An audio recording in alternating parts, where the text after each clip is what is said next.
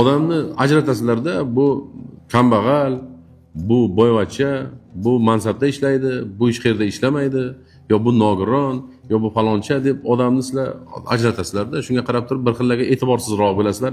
Deysizlar, gapiraveradi-da, deysizlar, tamom. Agar bir yuqoridan kimdir farzandi yo jiyani bo'lsa, telefon qilsa, unga alohida e'tiborni qaratasizlar. Eng katta xatolaringiz mana shu yerda. Hech kimdan farqi yo'q. Hamma shu o'tirganlar ham mana shu hamma bir xil odam, hamma inson, tamom bo'ldi. Bilmaysizlar-ku, o'sha kelgan, murojaat qilgan odam kimligini sizlar bilmaysizlar-ku hali. Aytadi-ku, balkim Xizrdir o'sha. Sizlar yo'q deb o'tiribsiz byurokratlar. 50 marta aytganman sizlarga. Eshiklaringizni bitta odam taqillatib, agar kelsa, ish so'raydimi, muammo qiladimi, e'tiroz qiladimi, nima farqi bor uni? Keldimi? Xursand bo'linglar, eshiklaringizni taqillatib kimdir sizdan so'rabdi, faqat sizlar kerak ekansizlar. Kerak degani bu tirik deganda, qo'pol qilib aytganda. Xudo asrasin kerak bo'lmay qolishdan. Hech kim so'ramay qo'yishdan.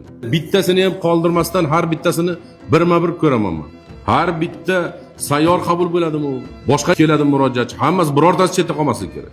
Bo'ladigan bo'lsa, bo'ladigan qilgan. Qo'llaringizdan kelmasa aytinglar, qila olmayman deydi. Yig'ilishda ta'kidlanganidek, yil boshidan buyon Samarqand viloyati hokimining sayyor qabullari davomida fuqarolardan jami 2431 murojaat kelib tushgan.